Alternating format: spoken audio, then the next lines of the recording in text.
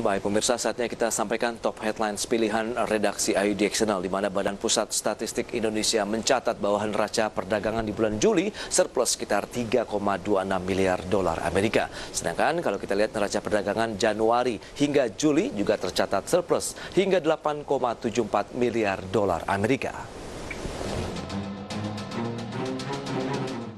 Badan Pusat Statistik Indonesia mencatat untuk ketiga kalinya secara berturut-turut di 2020, Indonesia mencatatkan neraca perdagangan surplus. Neraca perdagangan Indonesia di bulan Juli surplus sebesar 3,26 miliar dolar Amerika. Bahkan jika dihitung per Januari hingga Juli 2020, neraca perdagangan tercatat surplus hingga 8,74 miliar dolar Amerika. Angka ini naik bila dibandingkan bulan Juni dan Mei 2020 yang tercatat masing-masing sebesar 1,27 miliar dolar Amerika dan 2,1 miliar dolar Amerika. Sementara kinerja ekspor di bulan Juli mencapai 13,729 miliar dolar Amerika, naik secara bulanan atau month-to-month 14,33%. Namun turun secara tahunan atau year-on-year 9,90%. Adapun kinerja impor mengalami penurunan sebesar 2,73% secara bulanan dan 32,55% secara tahunan. Antara ekspor dan impor, maka kita bisa melihat bahwa neraca perdagangan kita pada bulan Juli ini mengalami surplus sebesar 3,26 miliar. Surplus ini jauh lebih besar dibandingkan surplus pada bulan Juni 2020, juga jauh lebih besar dibandingkan dengan posisi bulan Juli 2019, di mana pada waktu itu kita mengalami defisit 0,28 miliar US dollar. Kinerja dari bulan Januari 2020 hingga Juli 2020, surplus neraca perdagangan Indonesia telah mencapai 8,74 miliar dolar Amerika. Angka ini jauh lebih tinggi dibandingkan neraca perdagangan Januari ke Juli 2019 yang minus 2,15 miliar dolar Amerika. Dari Jakarta, Muhammad Olga, IDX Channel.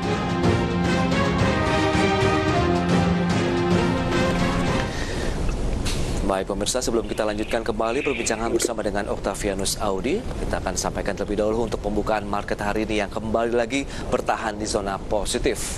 Ya, indeks harga saham gabungan pemirsa seperti yang bisa Anda saksikan di layar televisi Anda, naik 0,3% di level 5.313,85. Saham-saham yang mengalami penguatan sekitar 151 saham dengan saham-saham yang mengalami tekanan 58 saham. Ya, kalau kita lihat ini menjadi suatu awal yang bagus untuk market hari ini, tapi akankah dengan pelemahan yang memang kita lihat ada beberapa yang sudah mulai terkena aksi profit taking dari beberapa emiten yang mengalami penguatan, akankah membuat indeks tertekan atau tidak? Kita lanjutkan kembali perbincangan bersama dengan Mas Audi. Ya, halo Mas Audi. Ya. Kita lanjutkan kembali perbincangan. Begitu tadi sudah disampaikan ada beberapa informasi yang menarik neraca perdagangan kita surplus 3 bulan berturut-turut begitu.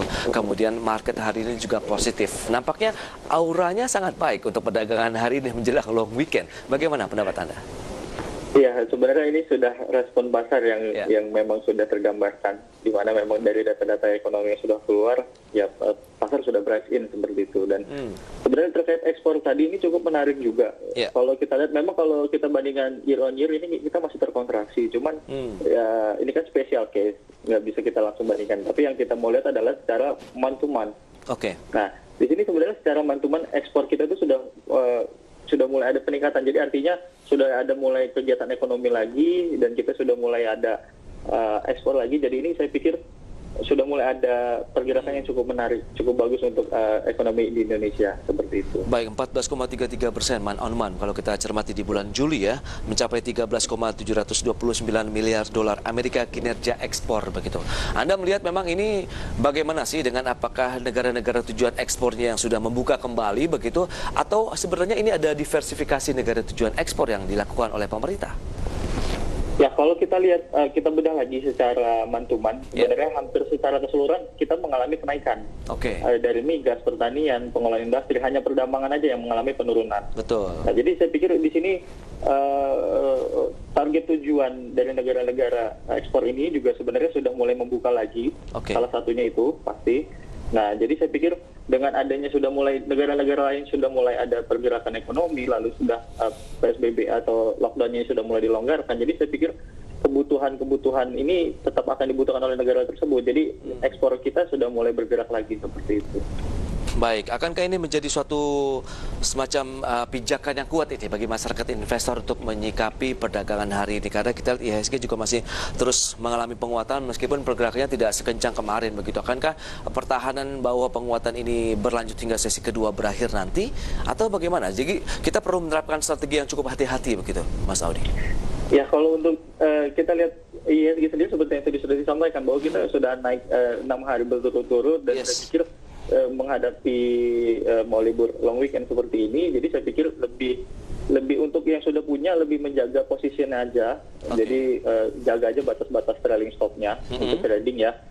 Cuman kalau seberapa kuat sebenarnya ya kembali lagi untuk saat ini kemungkinan besar kita masih dipengaruhi oleh data-data ekonomi juga. Jadi kalau kita lihat kemungkinan besar sih kemarin katanya dari pemerintah pun mengekspektasi bahwa kuartal 3 kita GDP kita masih akan terkontraksi. Jadi saya pikir di sini kita perlu hati-hati seperti itu. Kekhawatiran memang banyak pihak begitu akan mengalami kontraksi, tapi kan semoga itu tidak terjadi karena kalau memang itu officially berarti kan kita seperti negara-negara lain yang sudah masuk dalam jurang resesi ekonomi begitu, Mas Audi. Tapi Anda melihat akankah peluang itu terbuka lebarkah atau sebenarnya tidak? Mengingat ini masih ada tersisa beberapa waktu yang juga pemerintah akan menghamburkan dana besar begitu untuk menggerakkan ekonomi khususnya di menengah ke bawah dan juga pelaku UMKM yang diharapkan juga menjadi roda penggerak ekonomi nasional.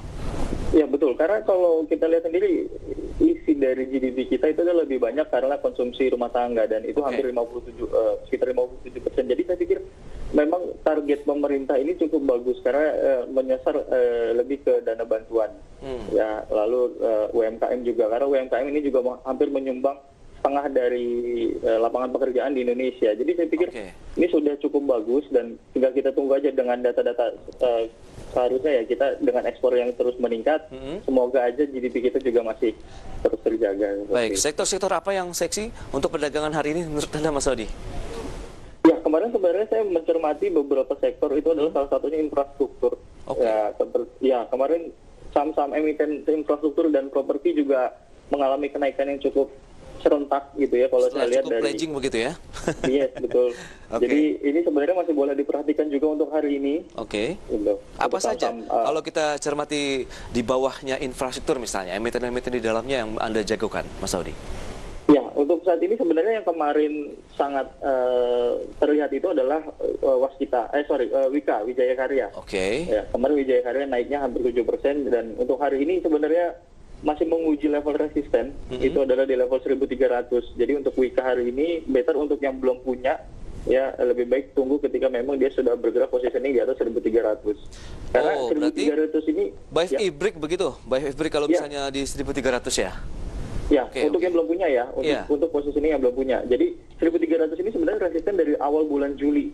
Jadi Juli sampai dengan Agustus 19 ini dia belum pernah tembus di 1300. Jadi even nanti dia tembus 1300, saya pikir ini adalah satu langkah yang cukup bagus juga. Artinya investor sudah mulai yakin dan dengan adanya pemulihan ekonomi ke depannya infrastruktur juga pasti akan dibutuhkan seperti itu. Betul, karena kita pergerakan range-nya hari ini saja 1285 sampai dengan 1300, kemudian terkena aksi jual lagi. Apakah memang itu menjadi satu modal awal begitu 1300 menjadi pijakan kuat bahwa Wika ini akan melaju lebih tinggi lagi kalau sudah di atas 1300?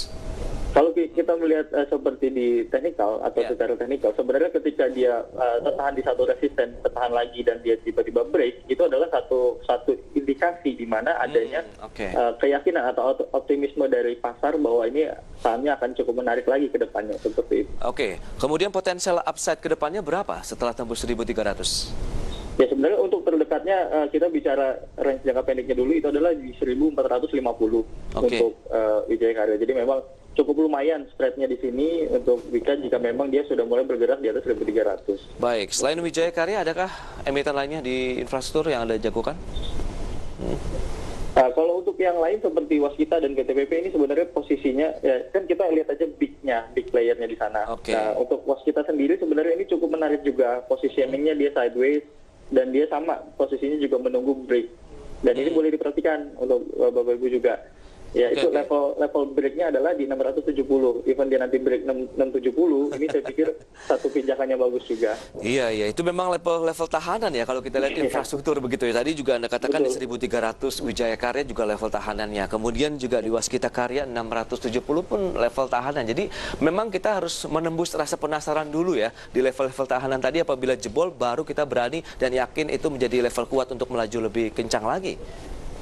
Ya, sebenarnya ini lebih untuk konfirmasi, karena gini, kalau misalnya para investor ini yakin, saya pikir untuk dia break itu mudah. Cuman satu sisi kan pasti mereka juga mempertimbangkan kedepannya seperti apa. Gitu. Ke berapa nanti penguatan dari Waskita ke depannya? Kalau Waskita untuk dia ketika dia break ya, itu minimal untuk saat ini adalah ke 800 dulu. 800, Ketika nanti ya, jadi dia break 670, jika memang dia sudah bergerak di 670, maka targetnya adalah ke 800. Baik, itu dia untuk infrastruktur, ada Wijaya Karya, kemudian Waskita Karya Properti. Kita akan bahas nanti di segmen berikutnya, dan pemirsa kami akan segera kembali usai jeda berikut ini.